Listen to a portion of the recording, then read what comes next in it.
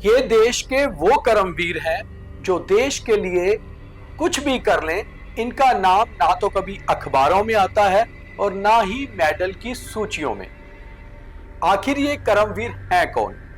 आज हम बात करेंगे इसी के बारे में और आपको बयान भी सुनाएंगे कि आखिर प्रधानमंत्री नरेंद्र मोदी और गृह मंत्री अमित शाह इन्होंने इन कर्मवीरों की तारीफ क्यों की और कैसे की।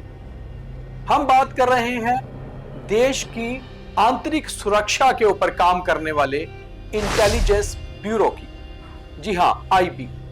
बहुत बार आपने ये शब्द तो सुना होगा, मगर आपको पता नहीं कि ये लोग किस तरह से काम करते हैं। और अगर हर भारतीय अपने घर में चैन की नींद सोता है और दिन में आराम से अपने कामकाज पर जाता है, तो इन कर्मवीरों की ही बदौलत है। क्योंकि देश की आंतरिक सुरक्षा को जब जब खतरा हुआ है, इन कर्मवीरों ने अपनी जान पर खेलकर भी देश की सुरक्षा को बचाया है और देश को सुरक्षित रखा है। अगर हम आजादी के बाद से अब तक बात करें तो देश पर बहुत बार बड़े बड़े खतरे भी आए। कुछ खतरे तो इस तरह से टाल दिए जाते हैं कि आम भारतीय को पता भी नहीं चलता कि देश पर कोई खतरा आया भी था। और यही काम करने का स्टाइल होता है आईबी यानी कि इंटेलिजेंस ब्यूरो का और उनके बहुत ही परिपक्व माने जाने वाले होनहार ऑफिसर्स का, जिन्हें गृह मंत्री कर्मवीर कह रहे हैं। बात दरअसल नवंबर के आखिरी सप्ताह की है। 2 दिन के लिए रायपुर में डायरेक्टर जनरल्स और इंस्पेक्टर जनरल्स ऑफ पुलिस की एक कॉन्फ्रेंस थी।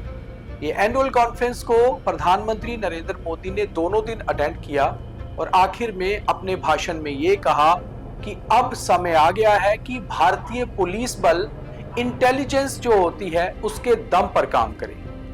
हालांकि इंटेलिजेंस के दम पर तो पहले भी काम हो रहा था, मगर अब बात एआई की है, यानी कि आर्टिफिशियल इंटेलिजेंस।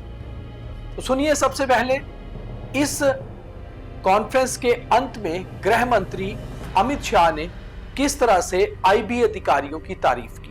सार्वजनिक अनुमोदना होती है, इनको एक प्रकार से अनुमोदित किया है, परंतु आसूचना ब्यूरो एक ऐसी संस्था है और आपका काम ऐसा है कि आप कितना भी बड़ा देश हित में काम करेंगे, कितने भी बड़े नुकसान से देश को बचाएंगे, आपको कभी यश नहीं मिलता। मगर मैं हृदय पूर्वक देश के 130 करोड़ की जनता की ओर से आसूचना ब्यूरो के तपन डेका जी से लेके छोटे से छोटे कर्मचारी को बहुत बहुत बधाई और साधुवाद। मैंने मेरे अनुभव के आधार पर देखा है कि कई बार पूरा देश चैन की नींद सोता है, तो उसमें एक आसूचना ब्यूरो के छोटे से ऑफिसर ने किया हुआ बहुत बड़ा काम होता है। और कई बार इसका नाम ना मेडल की लिस्ट में होता है, अखबार में तो आने का सवाल ही नहीं है। कई बार इंस्टीट्यूशन में भी इसके काम को एक्नॉलेज नहीं किया जा सकता, परंतु मुझे मालूम है कि इतिहास के पन्ने पर ऐसे नामी अनामी जितने भी कर्मवीर है, वो सबका बहुत बड़ा योगदान इतिहासकार नोट करते हैं। और आज सूचना ब्यूरो का ये योगदान आजादी के बाद के 76 साल में सहन धीरे धीरे हमारा देश आंतरिक सुरक्षा के क्षेत्र में जो आज आत्मनिर्भर भी हुआ है और हमारी आंतरिक सुरक्षा को हम सुदृढ़ भी कर पाए हैं। मैं इस देश के गृह मंत्री नाते आज सूचना ब्यूरो के इस योगदान को एक्नॉलेज भी करता हूं और मनपूर्वक प्रणाम भी करना चाहता हूं।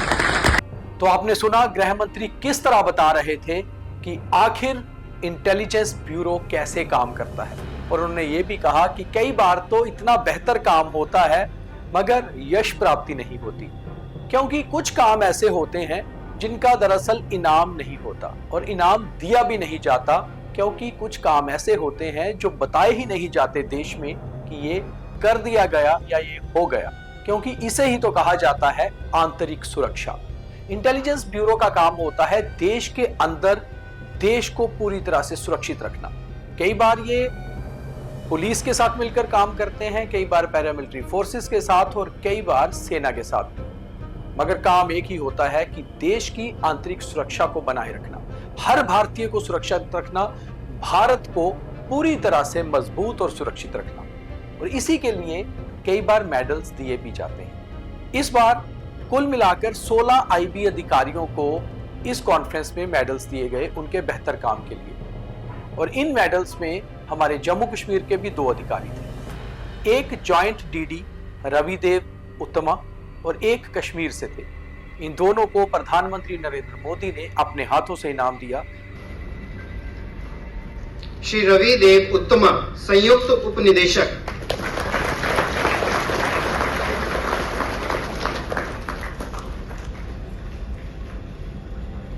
श्री जमाल अहमद खान।